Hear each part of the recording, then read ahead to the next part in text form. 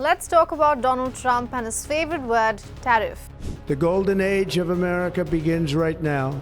And then it's tariff. America will reclaim its rightful place as the greatest, most powerful, most respected nation on earth. We will tariff and tax foreign countries to enrich our citizens. And that'll be done through tariffs and smart policy. We will build American, we will buy American, and we will hire American. So what is Donald Trump's tariff war? Are you and I going to be affected? And what will it mean for the global economy? I'm Ananya Datta for Hindustan Times. Like and share this video, and if you haven't subscribed yet, make sure you do that. All right, let's get some answers.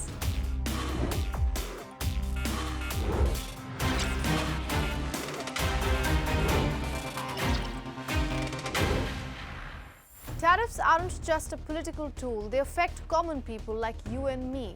It's part of almost everything we buy. Take this pencil for example.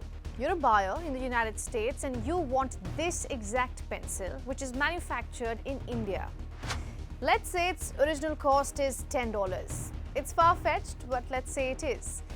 Now, if the US government imposes 10% tariff on all products imported from India, this very pencil will cost you $11.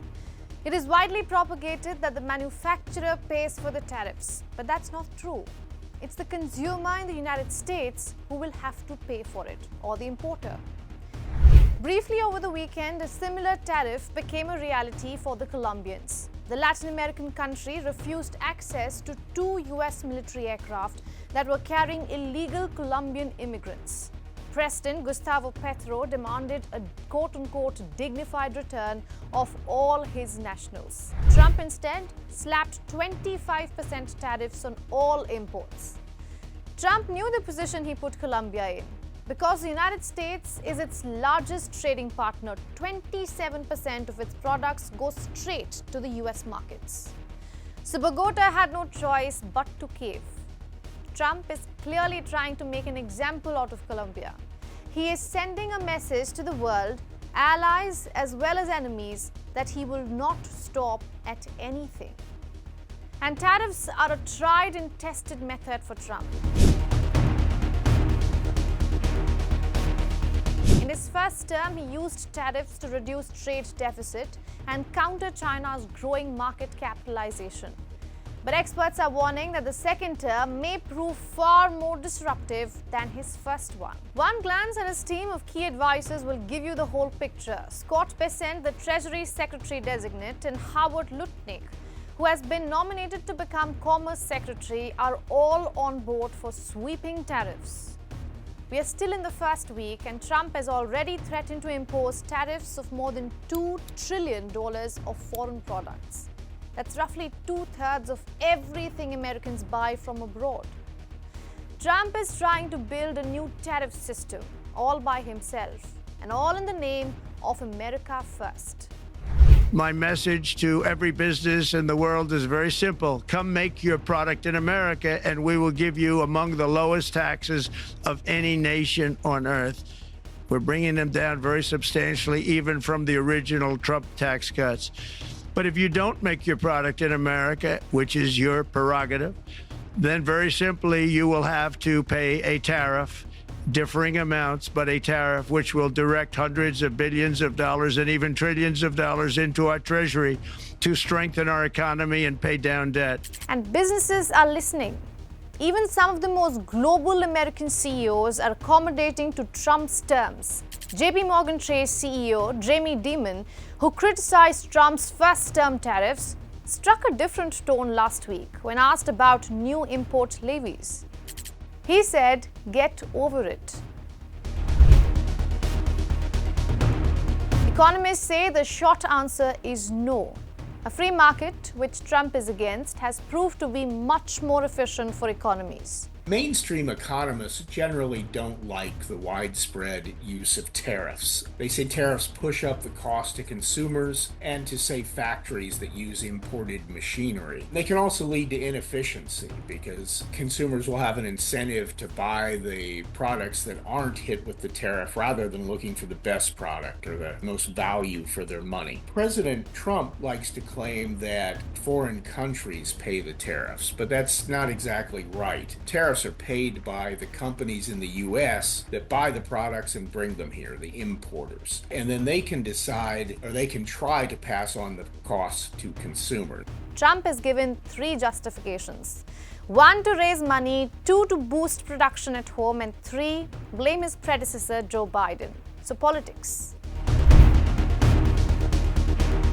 He has threatened to impose tariffs on China, Canada and Mexico on February 1st. That's just days away. But with his top trade-related officials still awaiting Senate confirmation, Trump will probably have to wait to act until April. Now or later, the new US government's trade war is expected to upend global economies. Like China and the European Union are in no shape to fight an all-out trade war. The International Monetary Fund says the euro area is expected to grow at an annual rate of just 1% this year. China's growth outlook is better than Europe, but it's uncertain. Amid the property crisis, the Chinese economy is in danger of falling into a debt trap. On top of that, China has increasingly become dependent on its exports. Manufacturers there are producing more goods than they can sell at home. So an additional tariff of 10 to 60% will definitely make Beijing vulnerable.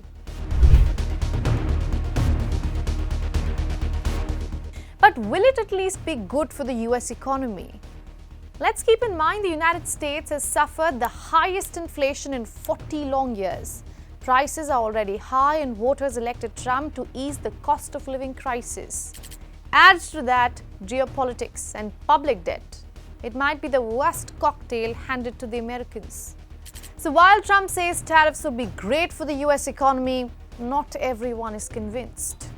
These threatened tariffs aren't about trade imbalance, they're about leverage. Why? Because President Trump has been very clear that they're about leverage. So there's a threat of a 25% tariff on Canada.